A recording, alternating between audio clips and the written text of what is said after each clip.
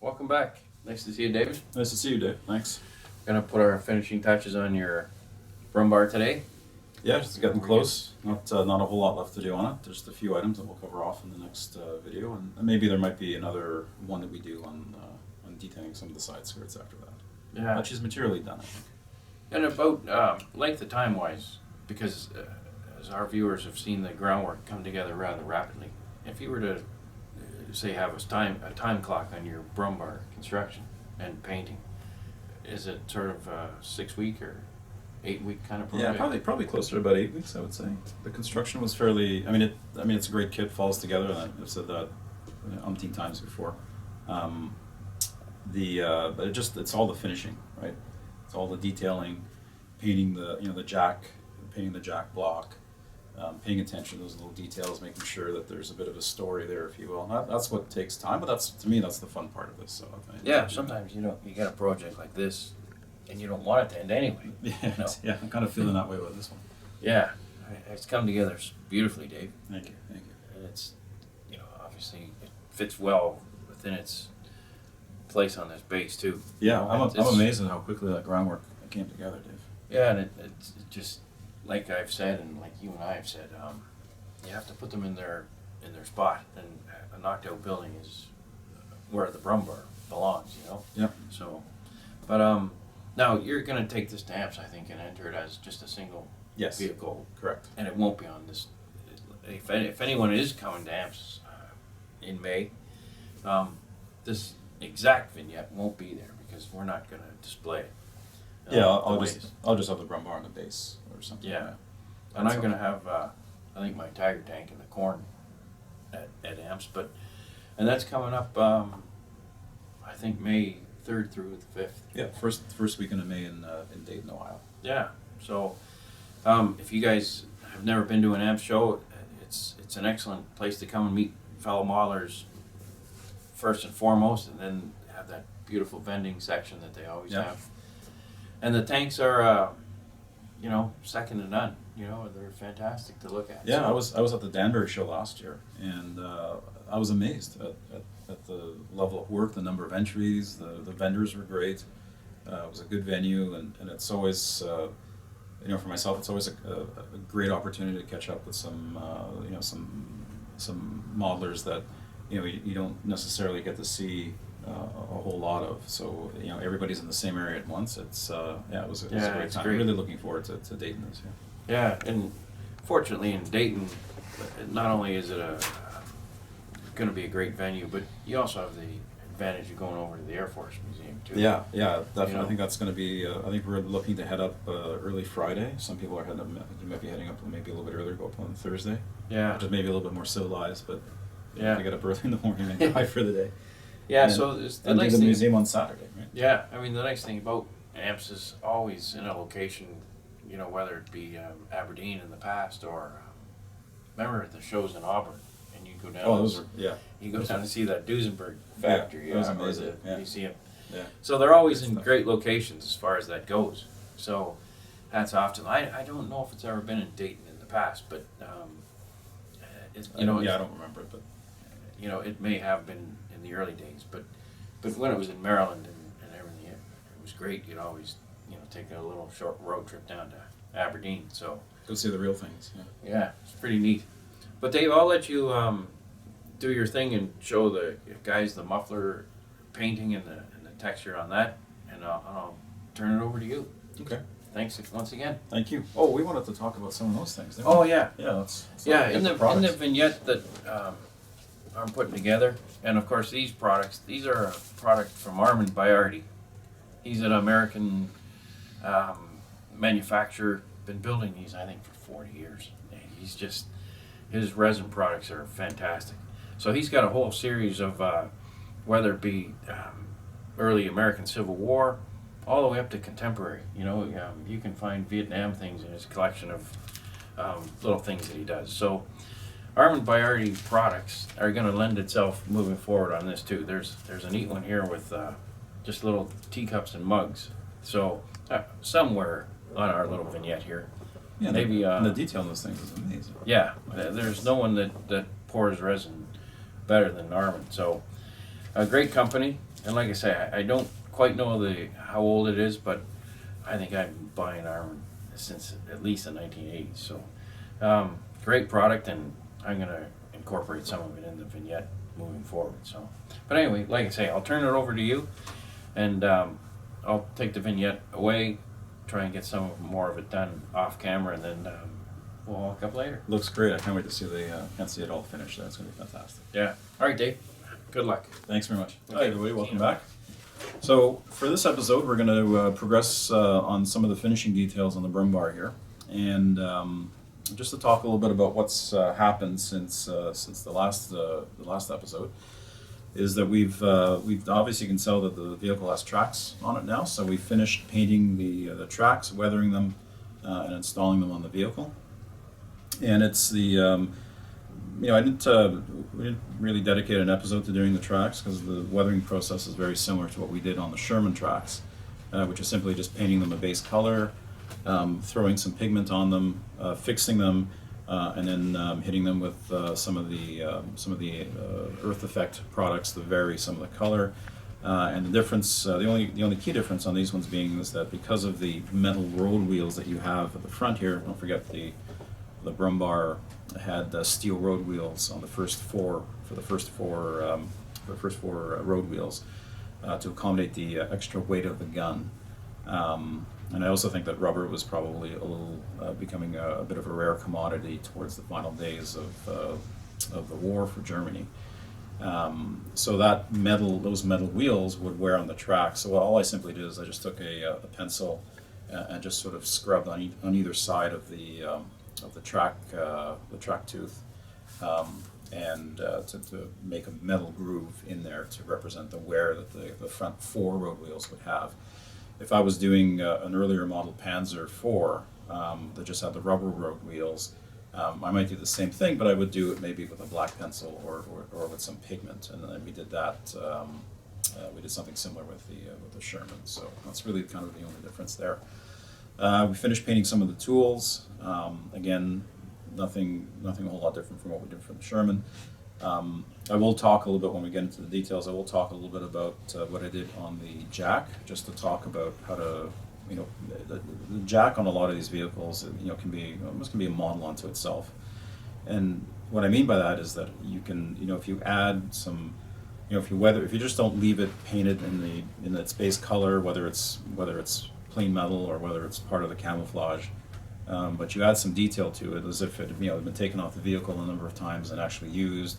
You put some mud on it, maybe a little bit of grease from the inner workings of the jack itself, maybe some grease spills on it from the work that's being done, and then you put that back onto the vehicle and you put some dirt on it and whatnot. It kind of creates a bit of a story and an area of interest on the vehicle. So again, Dave talks about that a lot, and I know it's something I've taken away from my many conversations with him. Is always add, if you can, if there's a feature on the vehicle, always add, spend some time on it so that as somebody's looking at it, they see that, they spend some more time, and the more time that somebody's looking at your model, that's generally a good indication that hey, there's something good to look at there. So hopefully that's the case here. So for today's episode, we're going to focus on doing the muffler. So you can see I've done a couple of sections of it. I've left the middle section undone, and that's what we're going to focus on today. So I'll show you how we do that. And we're also going to do some chipping, and we're going to use, instead of using paint and a sponge, we're going to use a color pencil to do some fine chipping on the top of the vehicle and on the gun here itself. Again, if you remember the vignette that Dave was building for it, it's in an urban area, so there's lots of exploding buildings and falling rubble and whatnot. So the top of the vehicle would have gotten some, at least some dinged up. We won't go totally overboard on it. And then we'll also maybe focus on some other. I'll talk about some other things that we've done on the vehicle when we get in with some of the close-up shots. But let's get to that one. Okay, so the technique that I'm going to use here, I learned from Mike Rinaldi from his tank art books, and it's a very simple, effective way to kind of build up color, texture, and depth on a rusted object, and in this case, a muffler. And what I've done is I've going to be using the rust colors from this Dust and Rust diorama set from Life Color. And you can, if you ever find this set, it's probably worth picking up, because these are, you can see they give you 4 shades of rust, kind of lightest to darkest, and they thin beautifully with water. You could use Vallejo, MIG, or AK paints as well, and do the same thing. But just because I have this in my stash, and I figured I'd bring this out and use it on this model here today. So what you do effectively is you basically paint on, well, first of all, you take the 4 colors and you thin them with water. So if you look at what we have here in the palette, if you draw it up the sides, it's a very translucent, so there's not a lot of opacity there, opacity. So just almost like a watercolor, like very, very thin, and that's exactly what you want. And what you do is you start with the lightest color, and you paint on to the muffler or the area that you want to rust. You paint on in kind of a random pattern that lighter color, and the whole idea is to have some of the base color show through. And then you let that dry. It dries very quickly, and then you hit it with the next color, and then the next, and the next, until you're finished. That builds up the base, and that's kind of Mike's technique.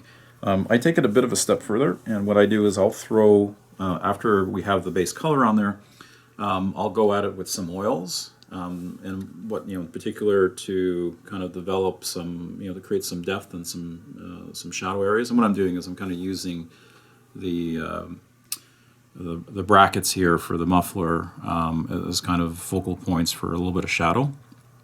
And so I'll use oil paints to build that up, and I might even use some rust color oil paints to build some variation into the mix here. And then I'll go over it and hit it with just a few rust colored pastels. So it's kind of a multi-layered process, but it comes up with I think it was a pretty nice effect. And then we may do is maybe do some splashes, or maybe a wet stain or something on it, just to add a bit of a feature there. So again, just you have it's a kind of an area of interest here, so it's probably worth spending the time really trying to make it pop and to create a bit of a story there. So again, if somebody's looking at your model and they see that, they say, oh wow, that's how did he make that happen? How did he do that? And what's going on there, type of thing. So we'll get the light on, and I'll start painting I'll start hitting it with the Life Color paints here. Okay, so we start again, as I mentioned, we simply start with the lightest color first. And we just kind of paint that on in a bit of a random pattern.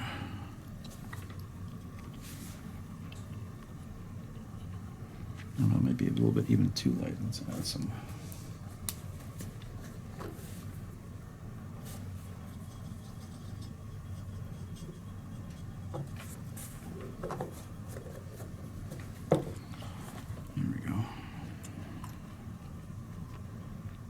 So you see, I'm just kind of just randomly.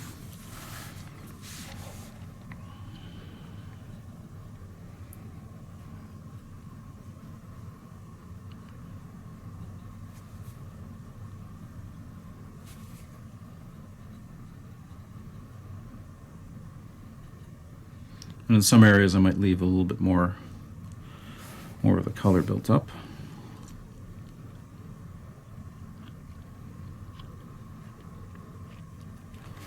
And make sure, I'm just going to flip this guy over, make sure I get all the way underneath here.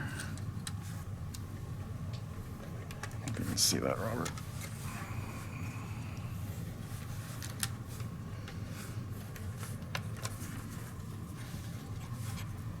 There we go. Now, if you get some on these brackets here, these holders, that's not a bad thing, because the rust would probably, to some degree, extend to them as well. There we go, just very random. And get that little area in there. There we go. That's good. Flicker back over.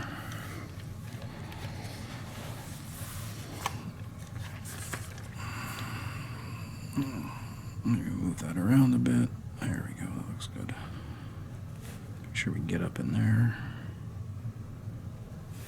And then, tough part about this is normally they don't have this platform on top, but I'm going to try and get in there just to make sure we don't forget about the exhaust itself, or the outlet. And then I think we're good. I think maybe just a bit down in here. Now there's a bit of a ledge here, you can see, that extends underneath, but there is a bit, just, and I might use a finer brush for that.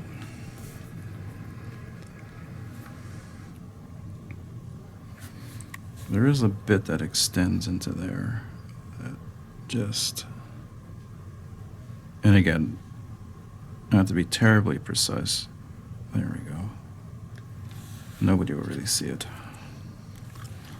Okay, so we're going to let that dry a bit, and then once that's dry, which will be very quickly, it's a nice thing about working with acrylics is they do tend to dry quicker, we'll go after it with the second color. And again, same thing, just rinse and repeat, move it around. Now again, you're probably going to use, as you move up the color range, you're going to use less and less paint. So we'll hit that, we'll let that dry, hit that with a hairdryer, and then come back and do the next color. Okay, so now that first color is dried, now we're going to hit it with a second color. Again, working your way from lightest to darkest. And it's the same thing, right? Just get color on there. And again, make it a little bit more density in there.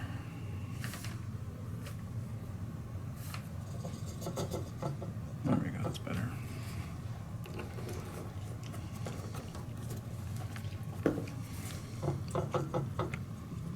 I mean, you could use these probably neat out of the jar, but I just find if you thin them down a bit, it's a bit of a nicer, more random effect.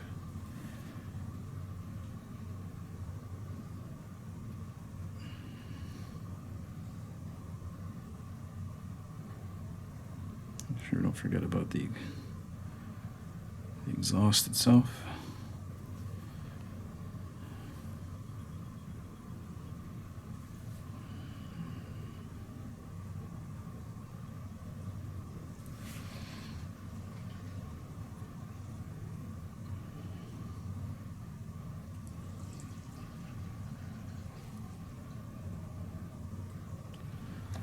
Flip her over.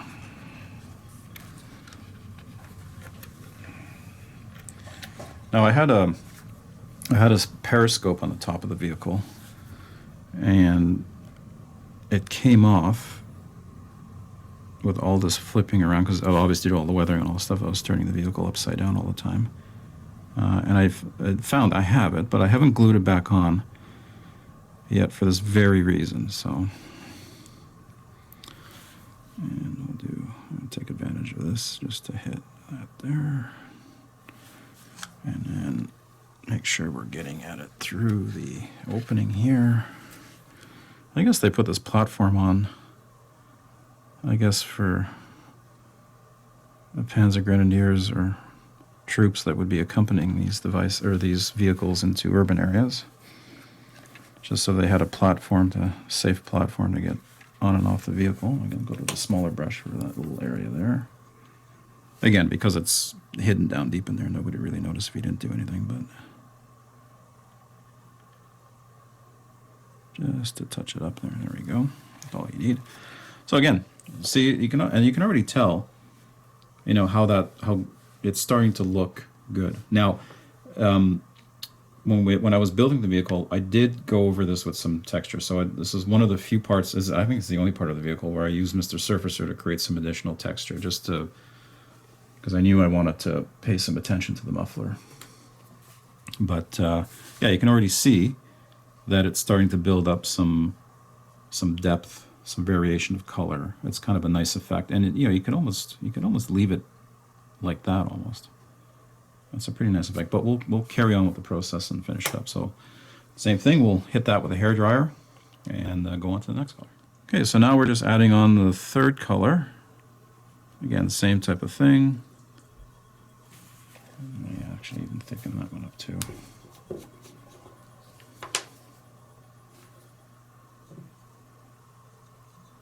Just a touch, doesn't need a lot. The nice thing about these life color paints, I haven't, to be fair, I haven't had a whole lot. Some people love them, some people swear by them. I haven't had a whole lot of success spraying them, although I did a KV85 a number of years back that I used their 4BO modulation set on. That turned out really nice. But there we go, look at that, it looks good. But compared to, you know, the Tamiya or the MMP, yeah, I just find, and they have every color you'd want. They have beautiful colors, and I think their colors are pretty much spot on. I don't know that I'd really use them on a project, but a lot of modelers out there swear by them and achieve amazing results with them. So probably something I'm not doing right.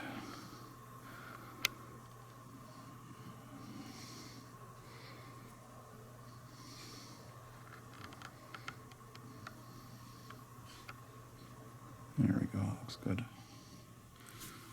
Flip her back over so you can already see it's starting to, so that color is, look how nice that is. Nice and varied. Now you may say, well, why would you bother doing, you know, like you're kind of covering it up with the most recent color. So why wouldn't you just go to the darkest color if that's the last one you're putting on there? And that's not exactly true. There is, if I just did the dark color, you wouldn't get that richness, that depth of color that you're getting here.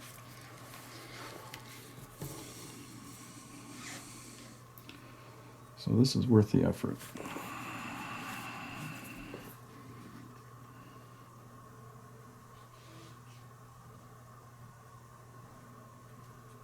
There we go. So that's the third color, so you can see already. Nice, beautiful range. Looks pretty nice. You know, and I know there's been other kits in the past that are other models in the past that I've done this, and I've left it at this. I haven't done the extra bit of adding the pigments or the oils, but we'll go through it on this one here. So just hit this with a hairdryer real quick, and then we'll do the final color. Okay, now we're adding on the final color, which is the darkest one. Again, same thing. Gonna work it in there randomly.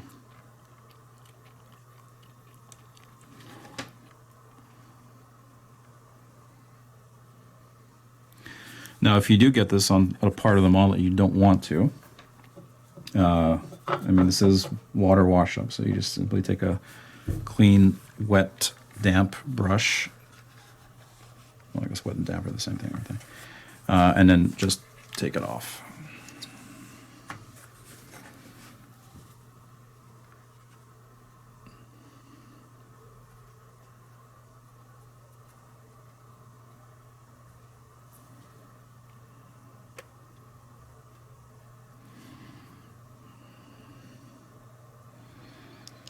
Now, in hindsight, I probably would have left the tracks off and put those on at the very end, but I was eager to make progress on this.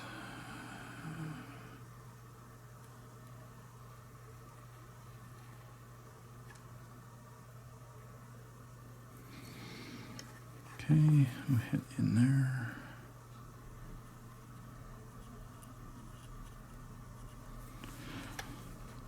And that is that. Just hit that little, again, I don't think this is going to make a lick of difference, but just for consistency, we'll just drop some in there.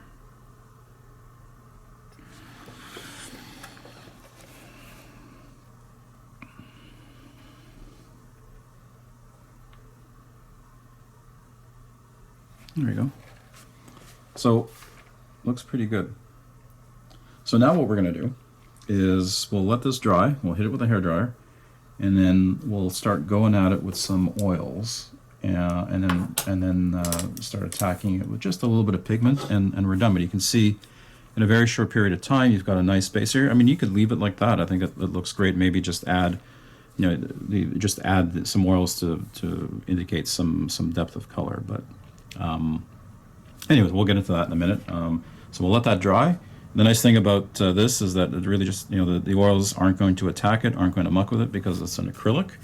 If we were doing this with an enamel product, we'd really have to let this dry, or we'd have to seal it before going after it with oil. So the nice part about this technique is that because you're starting with enamel or acrylics and then layering enamels on top of that, or not enamels, but oils on top of that with enamel thinner, you can get at this fairly quickly. So very easy, quick process for doing this. So, okay, we're on to the oils.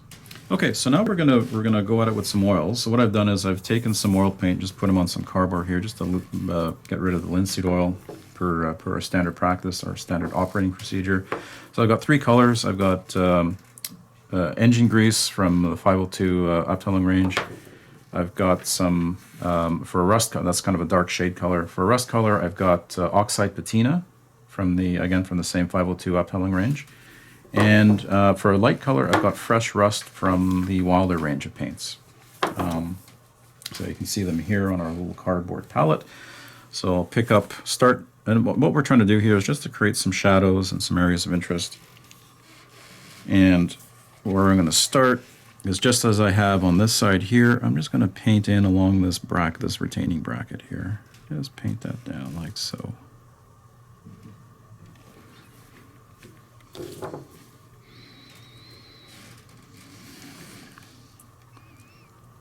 Yeah, like that. Just create.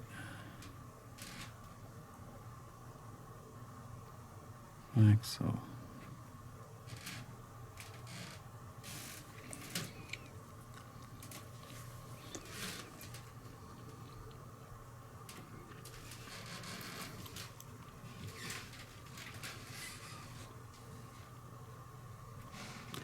And then what I'm also going to do is I'm going to do the same thing at the neck of the exhaust and the muffler up here. That's a good opportunity there to create an area of interest. Right, so you're just kind of painting it in like that. Now again, this looks pretty horrible, but I think by now everybody knows what's coming up. We're going to do some blending through a stippling motion. Flip the vehicle over.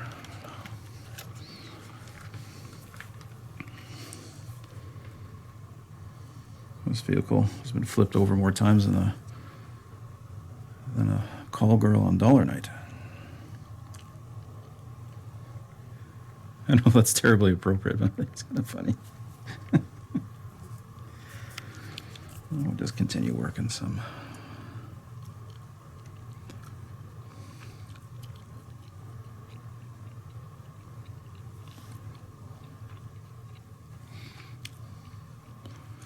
And maybe we'll create a bit of interest here.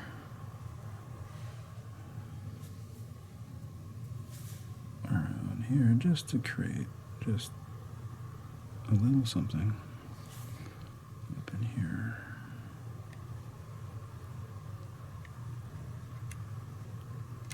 Like so. There.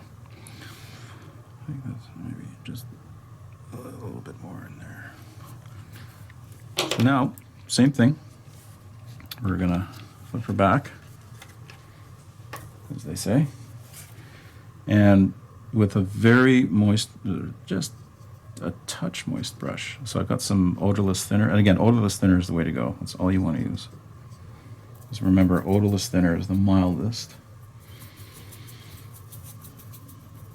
So really, you just got a little bit on the brush, and really just trying to get it all off.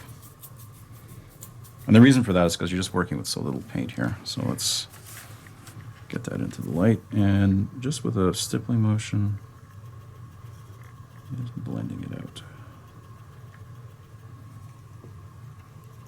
There we go. See, and you can just see it just feathers it in. Gets rid of that harshness. We'll do the same thing up here. Right. And down in here Same thing, just stipple it ever so gently. And I'm actually stippling into the corner, because I want to keep most of the paint there. Clean it up.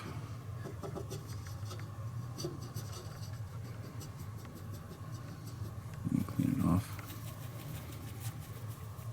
I find these towels here have, if you have any old face towels or bath towels, or don't throw them out, rip them up, use them for, you can use them on the workbench. They're great for just creating a nice soft surface to sit a model on. So whenever I flip the Brummbar over, I'm always putting it on a towel or something soft so that I reduce the risk of damage. Just make sure that's all. I would just keep, hopefully the camera can pick that up, just keep stippling.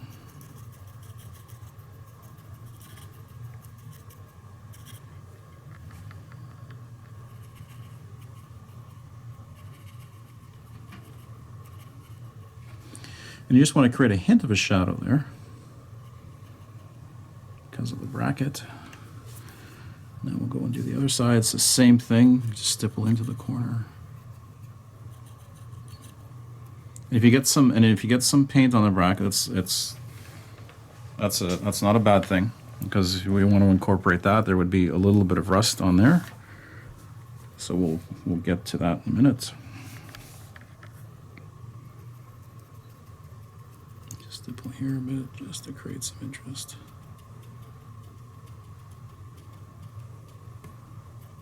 Looks good. Keep stippling.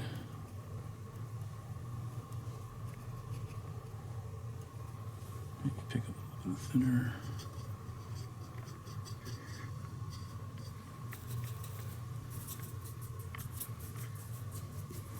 Again, when you're wiping it on paper or tissue, a paper towel, should almost be nothing that comes off.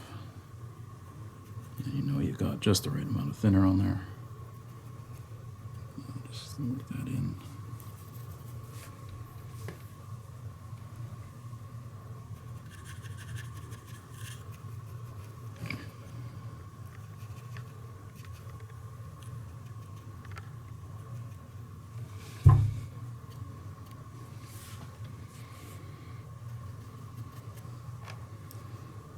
There, I think that looks pretty good. Now what we may want to do is, I didn't do any on this side, so I may just want to hit just a little bit there.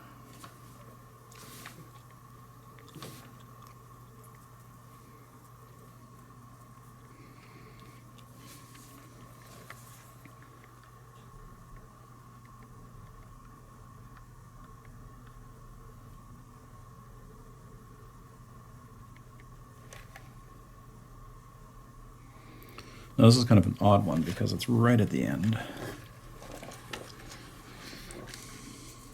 I might actually do a little bit more, because I think I've taken off most of the paint here, so I might actually go in there and just do another little hit. And again, the same type of thing. If you're not happy with whatever's happened, if you put too much or there's still too much on there and you want to take it off, just load the brush up with thinner and off it comes. You're not going to affect the underlying rust colors, because remember, they're acrylic.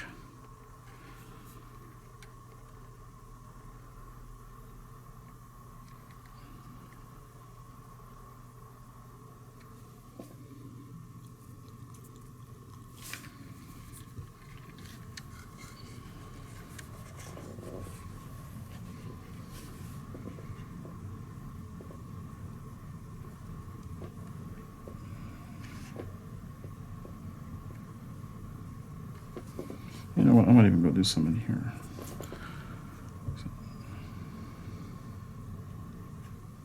Just like that, and in there like that. So this is the side I did off camera. So again, with your brush, just nice little stippling motion, just kind of pushing it into the corner. Just gentle. That looks a little bit better, I think. And then we'll go fix the other side that I just did here. It's going to be a little bit tougher because, again, there's just so much, not a lot of real estate to work with there.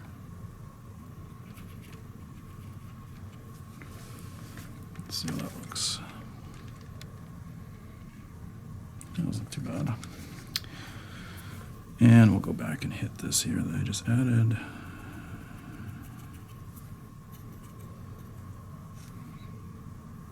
Again, Mike Rinaldi uses only oils. He doesn't use anything else. Well, he uses pigments, but in terms of creating depth and color and all that,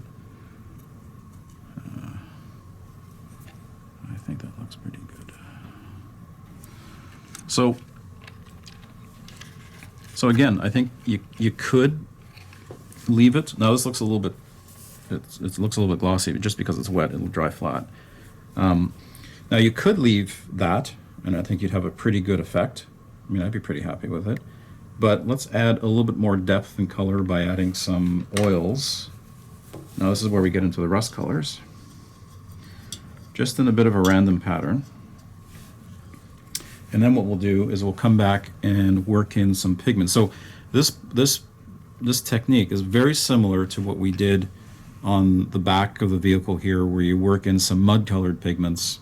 You kind of blend them, and then while the oil is still wet, you kind of work in some of the mud-colored pigments, and that'll kind of helps tie it into the bottom here. Here we're doing the same technique, except we're just using rust-colored pigments, and just to create more variation. So I'm going to pick up some rust color here, and I'm just going to work it in just in random spots. Now this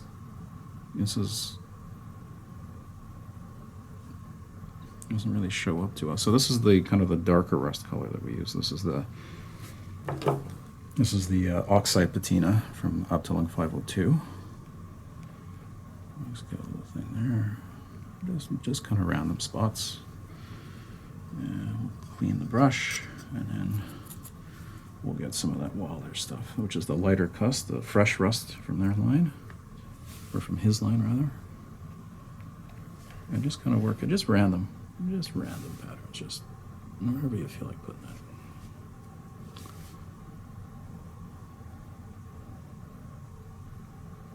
Like that.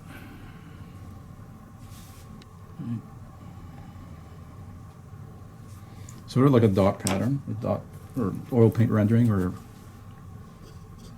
a dot technique, but with rust colors. And same thing with the same type of technique with the brush. You're just going to stipple it and blend it all in. And really what you're trying to do here is just create more depth to the, because I mean, if you look at rust, creating rust on military vehicles is really kind of a discipline, science unto itself.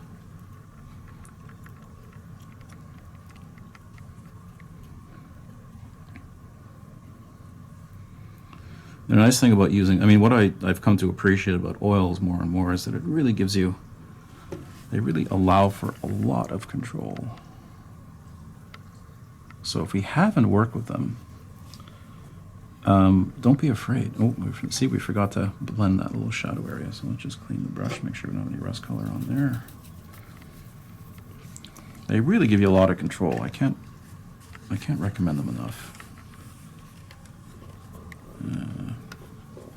Here, sorry, I'm kind of making it difficult for Robert to shoot here, so I often do. Hopefully you can see that.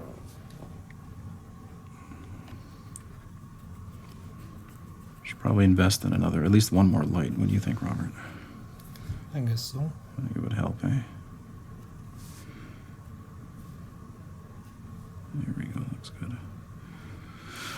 So, so while I'm at it, while I have the oils out, so on this side here, I use some of the oils just to create a little bit of rust. I figure you'd have a little bit of rust that you could rust this whole thing, but just as a different feature, just to add a bit of contrast to what we've got going on here. I'm just going to rust the kind of just the edge of it, that's very closer in contact with the muffler. And it's just the same type of thing, just going to work in. So I did it here. I didn't do it on this one, so I'm just going to work in same type of thing, just random spots of rust. Pick up some of the dark color. It's not terribly precise, right?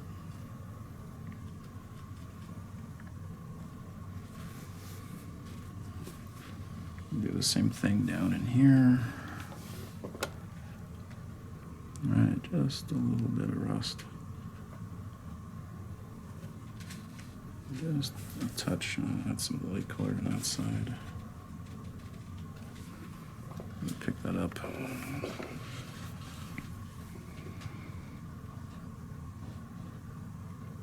So you can see, not terribly precise, a lot of color up there, but we'll end up working that out. And the same thing, just a nice stippling motion.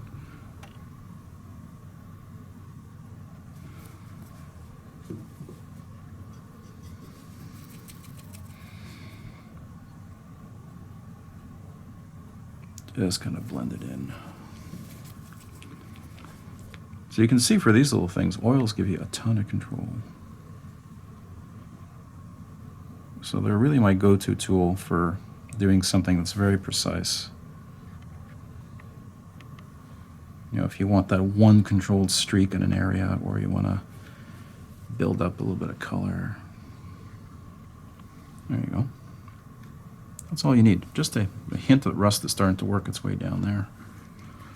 Now, the pigment. So what I'll do is I'll prepare some pigments, and we'll work that in, and then we're done with our exhaust. Okay, so for the pigments, I've got a bunch of these old MIG pigments. Remember these guys? Which are making a bit of a comeback under the Uptelung 502 name. And these are things I've had in my stash for, I don't know, 10 years now, 15 years maybe. Can't remember how long ago I bought these. But they offer a nice wide range of colors. So the same type of thing of, you know, light, next light, and then kind of a medium color and a dark color. But the nice part about this is this can be very random. And you don't need a lot. That's why these pigments last forever. I tend to go through a lot of the mud-colored pigments, but the rust and smoke-colored and whatnot, not a whole lot. They last a while. And with your favorite short little brush, I'm just going to pick up, I'll start maybe with this color. This is a nice, bright, vibrant. And maybe I'll get a tissue here.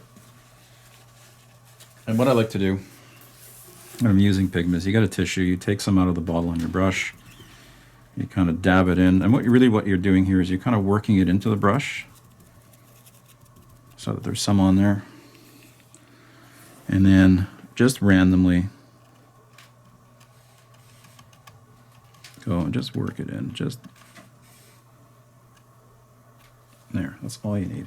Blow the rest off, get rid of the rest.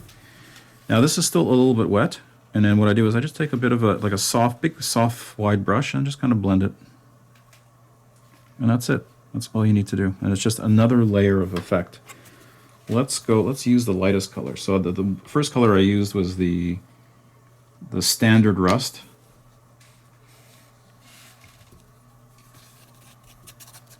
Try and get that color off the brush. I never clean these. I just kind of, there we go. So this is the lightest color. This is the, what is this now? This is the fresh rust, is that right? Yes, fresh rust. So all the manufacturers, AK, MIG, Wilder, 502, they all have their own line of pigments and rust, so you can, any of them will do. Vallejo. So the same type of thing, just in a bit of a random pattern.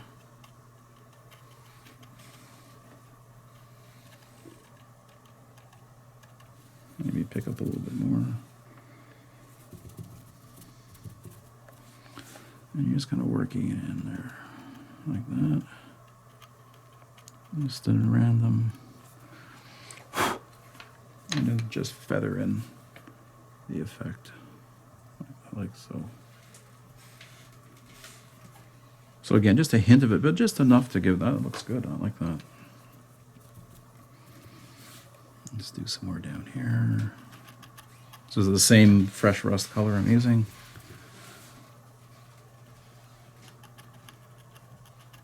Just kind of work it in.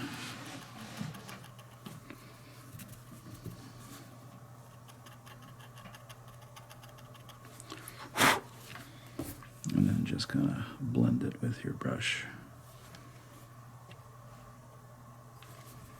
Now we can use, let's go use the dark rust. Now this I wouldn't use too much of because you're really just, I mean, we kind of use that grease color oil paint to create some shadow areas, so we don't really need this, but just for fun. Just to create some shadow areas there. It's another method, it's another weapon in your repertoire that you have. Yeah, it looks really good. I like that. In fact, you know what? I like a lot more what I did here on camera today than what I did last night.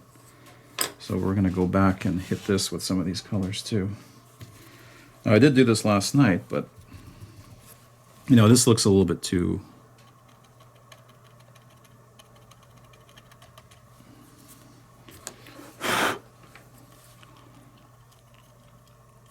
There we go. Just add a bit of depth. Maybe work some into the. Now this oil paint here is still a little bit wet, so you can probably just work a little, just touch it and blend it with the brush, just a hint of it. Get rid of the excess, and I think that's it. We're done. Now, what I might do, the last bit that I would do to this is let's put,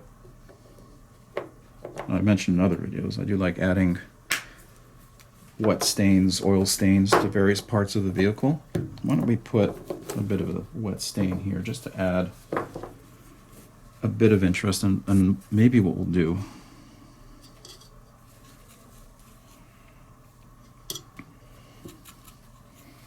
is we'll just have it run. Maybe there's some type of leak here where there's a bit of a breach in the join between the exhaust and the muffler itself, and we'll just have something kind of drip down a little bit just to add some interest.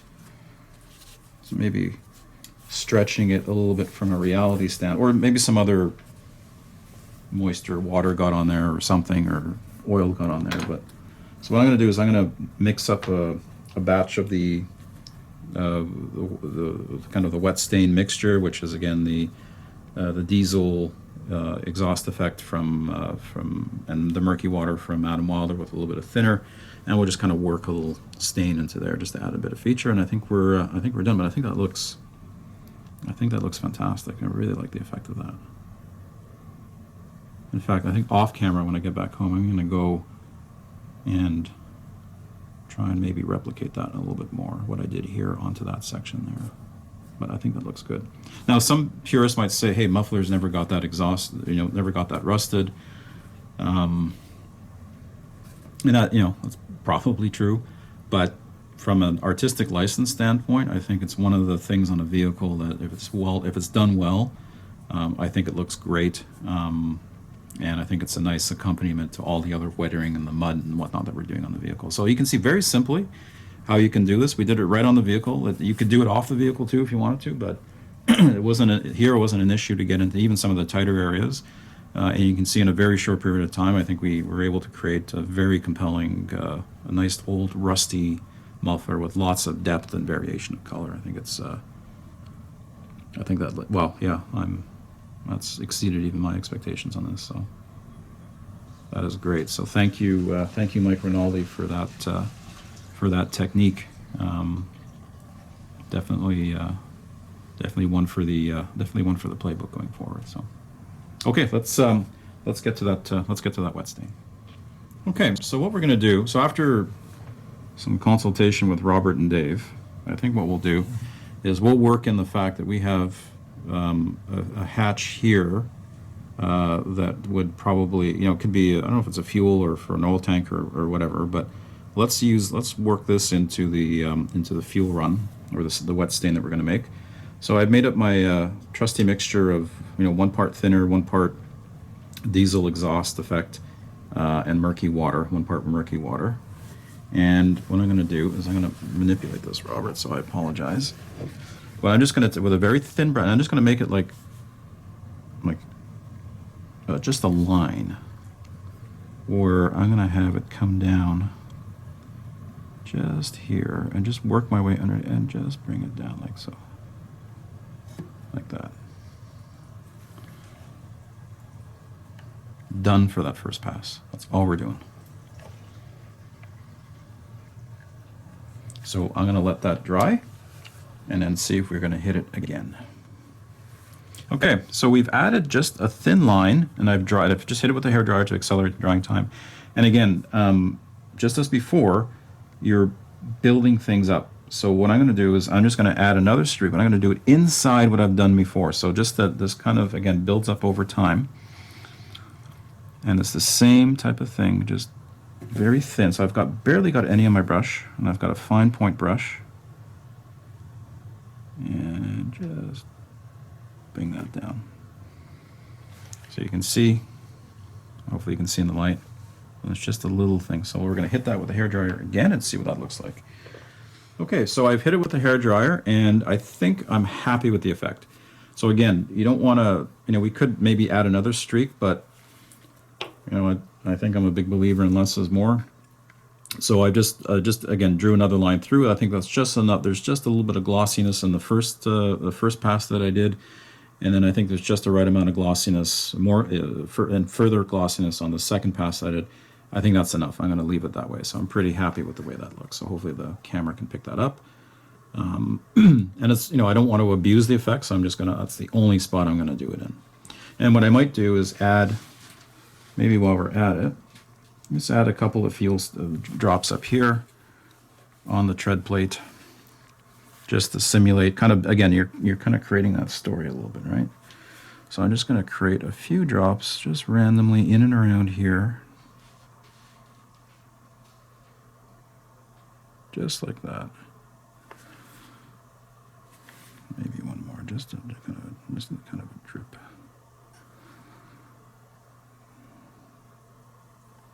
Just like that. And the same type of thing, I'll hit those with a hairdryer and then maybe come back and add a little bit more to it. But that's all you need, just to give a bit of a hint. And maybe, actually, while I'm at it, remember that ledge that was in there? Let's make a bit of a wet stain there. Just underneath. Just, again, you're kind of, where did that stain come from? And you're kind of creating a bit of a trail.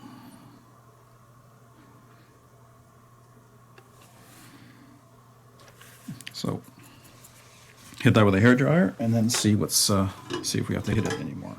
Okay, so you can see there's some of the oil stains there, so I'm not going to touch these guys up here, but I will touch up the ones just to add, again, you're just trying to add a bit of gloss to the ones that are already there. So just touch a bit there, and touch a bit there. And maybe on the inside here too, and that's it. That's all.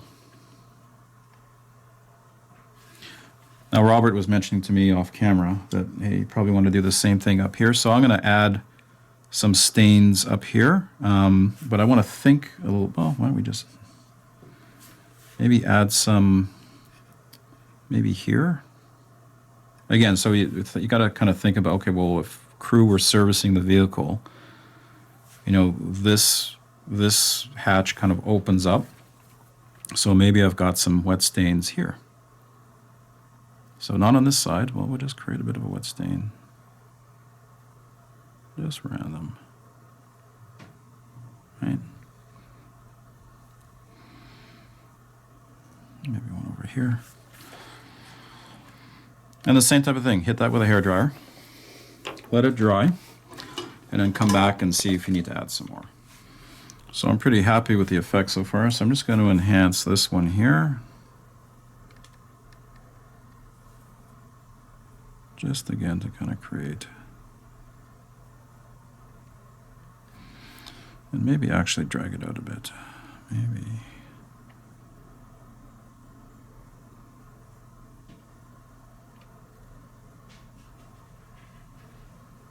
Like so.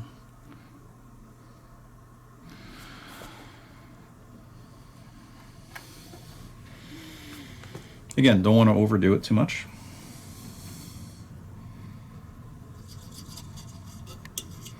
But I think that's a nice effect. And I like kind of building it up gradually using this method as opposed to using some of the product right out. of the jar, like the like the oil or the grease, the engine grease stains or oil effect, because I just find it's a little bit can be a little bit heavy-handed. So nothing wrong with using them out of the bottle, but what I would do is I would certainly thin them and just do the same thing I'm doing here, right? Just build the effect up gradually, and I think it just creates a much richer and deeper effect instead of just having a bunch of random glossy, same consistency gloss blobs across the back of your vehicle there. So I think we're good with the muffler. Real happy the way that turned out. I'm going to spend some time kind of maybe fixing up what I did off camera to kind of replicate what we have here. But I think that looks great. I'm real happy with that. So now we'll move on to chipping, and this will be a very quick thing. We're going to use simply a colored pencil to chip some of the upper parts of the vehicle and maybe the top of the gun here. So we'll get going to that. So what I'd like to do is, you got it for the chipping, you need to have a sharp point, and simply you can just kind of do this on a scrap piece of paper. Again, really have to thank all the real estate agents working in my area for dropping off all these pamphlets, putting them to great use. My modeling workbench. Oh, shout out to Robert for lending me his eyes. I forgot my glasses at home, and Robert was kind enough to lend me his. So if the camera works a little dodgy, you know why? Sorry. No, that's not true. Robert doesn't need it for the camera work. So I'm going to focus on the gun here. Now, there's a couple of things I will say about the gun. So one is I've added a bit of blast residue from the tip of the gun, just a bit, not just a hint of it. Didn't want to overdo it. And then the second thing that I need to do is to figure out, I need to weather in here a little bit, and I haven't quite figured out how to do that. Because it looks a little bit, it doesn't really kind of match what's going on. So I need to go back and pay some attention to that for it to be consistent. So let's start. So back to the chipping. So when I figure that out, I'll let everybody know, and we'll maybe do. If I don't do a full demo on it, I'll at least talk about what I did there.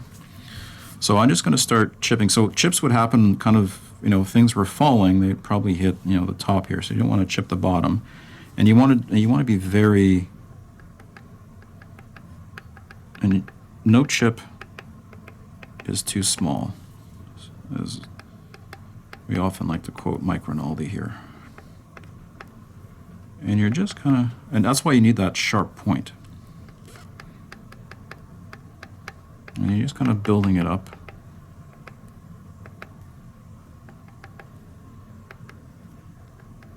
Maybe on the edge here, build it up a bit.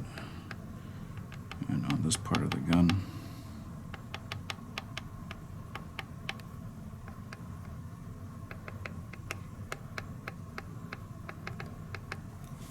So you just kind of, and you can see already there's a bit of an effect there, and you don't want too much more than that actually. You don't want to go too heavy on the chipping. Just a bit, just to give a hint that maybe down here add a bit. And I never used pencils in the past, and I got this, Dave's talked about it, but the first time I heard it was from my very good friend Harvey Lowe. And we get together we try to get together every Wednesday night for coffee at the local Tim's. And what we do is we'll meet there and we'll bring our models out, and whatever projects we're working on or whatever new purchases we have. It's kind of a bit of a show and tell. Nice way to break up the week.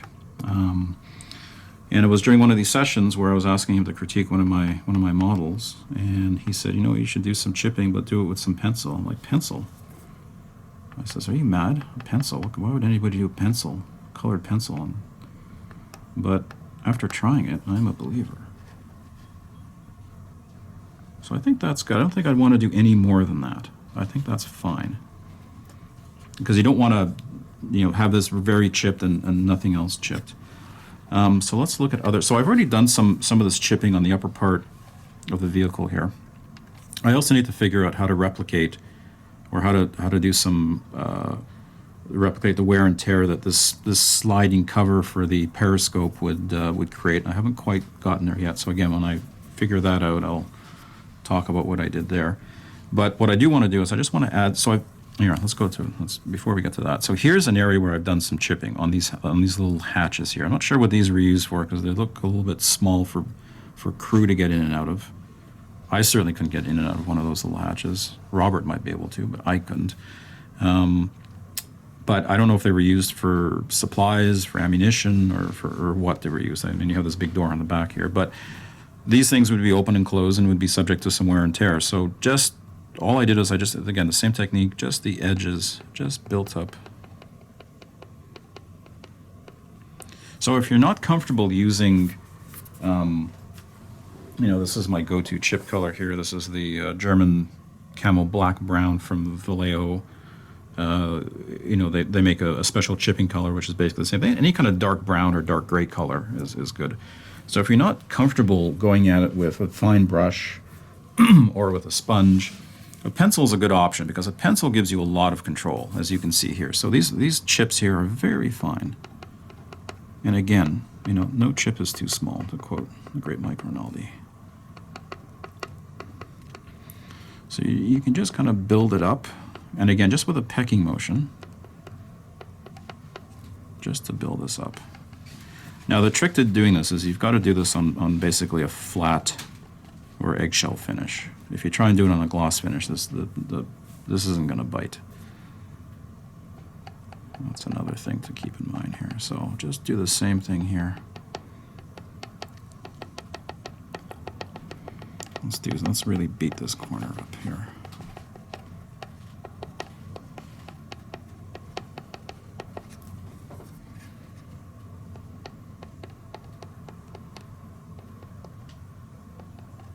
Right. And you can, if you have little bits, you can get a kind of a brush just to kind of get rid of the excess.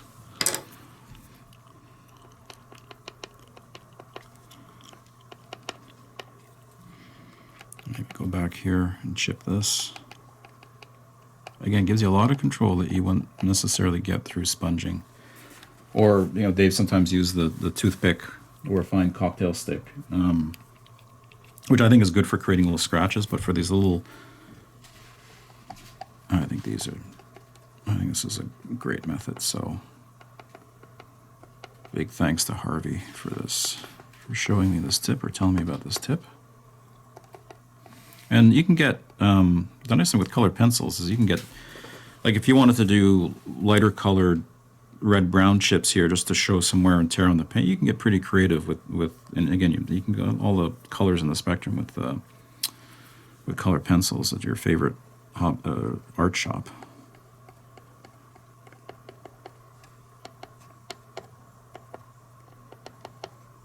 So you just build up the effect gradually. It's a very controlled way of doing chips. And again, if this one, I'm not a big believer on over chipping. Try and stay away from it. So let's do again maybe. So I did this side here just to create some small wear and tear. Let's do the same thing on this side. So again, very controlled way. I want to do some chips here. See, very controlled. Right?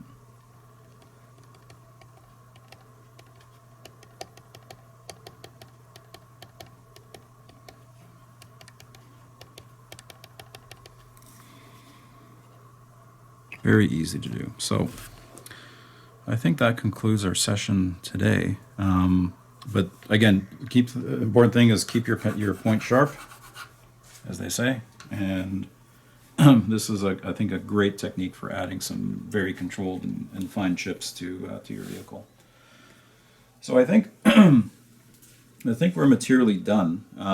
There's just some details left to do. There's some tracks that have to go on the front here. I was able to reclaim some spare tracks from the Kaizen set to put in here, so I've done those. So maybe we'll take a few minutes and talk about what I did there. There's the spare road wheels on the back that I have to weather those up, and those would potentially weather differently than what you have on the vehicle. You could do a couple of things there. You could have it so that it's maybe fresh off another vehicle that you've taken it. That you've taken a spare from a destroyed vehicle. It could be fairly new, factory fresh, so there wouldn't be there wouldn't be a lot of mud on it, but the same type of weathering that the rest of the vehicle would be exposed to, or something in between. So that's what we're going to try and do with those road wheels there. And then I've got to finish doing the tow cable here, just to kind of incorporate that. And I'll work, again, I'm going to assume that this has been used, so I'm going to work in some dirt and mud onto the cable as well, and maybe a couple of grease stains as well, just to give it some interest. We talked about the jack block. So here what I've done is I've kind of assumed that, hey, this was used off the vehicle and it was taken off a couple of times, so I've done a lot of chipping in the area. I've done a lot of mud. I've done mud on the vehicle as you would use this. These things would get pretty dirty. So when the crew would put them back on, they wouldn't necessarily clean them up. So the mud would actually come, into that area on the fenders here. So I've done that. I've added some grease stains, some oil stains. Added some wear and tear to where the jack would be used, where it would contact the vehicle. So I've done some metal effects there. I might go back and enhance that. Finished all the tools. Again, this tool here I've painted in a natural metal color. And what I did is I simply painted it in a dark gray. So I used the Vallejo gray-black paint, or black-gray paint, put a coat of that on. And then I went over it with the Vallejo metal coat, which is the acrylic paint, and I think I used the steel color, or dark iron color. And then I hit it with some graphite and with some gunmetal powder. And then I did some weathering on it, where I put some mud, fixed it with some X20, stained it a bit with some of the earth effects. Again, the same type of thing you would do because it would get dirty. Put some oil and grease stains in here. So I think that just as if to say, hey, this was used off of the vehicle, just like the jack was. But I didn't do that for. I believe this is a track tensioning tool. I didn't do that. I said, hey, this has never been used. So this is just natural metal. Same thing, painted in the dark gray. Go over it with the Vallejo metal coat color. Hit it with some powder, with some graphite, and with some of the gunmetal powder. But that's it. I didn't do much more to that. And then on the back of the vehicle, and you may remember this from when we were doing the muffler, is I have this little crank here. Same thing. I painted it dark gray, did the metal coat, did some graphite on it, and some gunmetal powder. But then, because it's in an area where there's a lot of mud, I put mud on it. All right. So this would have been, I would have assumed that, hey, this never came off the vehicle or wasn't used very much. But when it was on the vehicle, it would have been subject to the same weathering and mud splatter and whatnot that the area it's sitting in would have been. So just to keep consistency there. Yeah. So I think we're good there. So coming along, nearing almost finished. I think we'll do probably one more session just on some finishing touches. And what I'd like to do is I'm going to hang. If you remember, there were some side skirts that were on this that I put on. I want to hang at least one on each side, maybe one on this side, two on this side, or wherever. So we'll talk. And what I'd like to do is take those and do a different, on at least one of them, do a different camouflage pattern as if it was taken from a different vehicle. Maybe put a whitewash on it, chip it, weather it, put mud splatter on it. Maybe put a few shell hits in it. As again, to simulate it was taken from another destroyed vehicle. So I think adding that level of it's just another visual interest, another visual cue of interest on the vehicle. So. But I think she's materially done. I think we're very close here. So not a lot left to do in terms of weathering. Now we're just getting into the final details. So I think there'll be one more video that we'll talk. That'll focus maybe on the side skirts, on the shirtsen, and I'll talk a little bit about some of the other finishing details that we did. And that'll be it. Oh, I did. Sorry, I did want to show you the tracks. So let me pull those out. So these are the spare tracks that are going to go in the front of the vehicle. So these are the road wheels. So I talked about the spare road wheels. So what I did is one of them I kind of left in the Dunkelgelb. And one of them, again, to add just a little bit of color, just like I did with the one road vehicle, the one road wheel here, is I painted the hub in primer red, just to give it a bit of a visual interest. And what we'll do is I'll assume maybe one of these was taken from a used vehicle, and then maybe one of them wasn't. And what I might do here is maybe I'll weather the yellow part as if it was taken from an existing vehicle, so it'll be mud and oil and whatnot.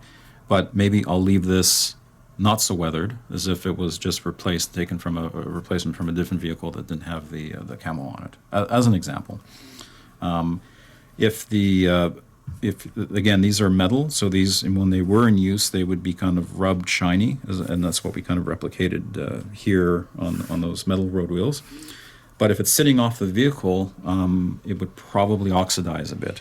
So what I might do is, shine it up and then go with a sponge and colors just to show that it's starting to oxidize. Things like that. I've done that in another vehicle, and it turned out well. So that's what we'll do there. So we'll talk a little bit about that in the next video. Here's the spare. These are the kit tracks. They're spare tracks that sit on the front. And I kind of debated whether I would use these or whether I would try and get some spares. I think I'll use these for now, just to get ready for the upcoming shows. For the Hamilton show, I'm going down to Pittsburgh as well with Harvey and with another friend of ours, Jerry Brennan, which will be fun. I'm looking forward to that, seeing the guys down in Pittsburgh. And then we have the Hamilton show next weekend, which will come up and do that one too. So I think I'll go ahead and do this on, but I'm not going to glue it because I may replace them with aftermarket tracks at a later time. I'll try and get this ready for the National Lamp Show in May. Here are the spare tracks. So these are the ones that sit in that bracket along the front of the hull here. And what I've done with these is I've tried to, again, try and create a bit of a story, right? So these would be spare tracks that would be, some might have been the original spare tracks, some of them might have been taken from a destroyed vehicle or another vehicle. So I've weathered them where I've used a lot of grays and browns and whatnot, just, again, oil paints, just to work these in and kind of give them variation of color. So each one's a little bit different, put in a little bit of rust, not too much, because sometimes rusted tracks look a little bit overdone. And then one of them I took from a vehicle that maybe it's a fresh one that was destroyed, that had the wear and tear from the metal road wheels and maybe another Brummbar in the unit or whatnot, just again to give it a bit of visual interest. So I'll slide these in. I have a separate one here, a single track, that will add in. So again, the same type of thing, but drilled out again, this is taken from the Kaizen set, so drilled out the other bolt so that it's a clear, there's no track pin going through it. And I'll just set these in here like so, and then put this one in here like so. Right, just something different, and maybe incorporate some of the weathering that I've done in here on the bottom parts of those tracks. Maybe not. This one would sit on top, and then I've got my little periscope here, which will glue once I've finished manipulating the vehicle, and that'll just kind of sit in here, and then we're done. So I think there's one more episode to go through the rest of it, and then we're done. I think Mo upstairs is telling us that we're at the end of our time here in this video. So I wanted to thank everybody for sticking with me on this. It's been a lot of fun, and just one more to go to wrap everything up. So stay tuned for next time.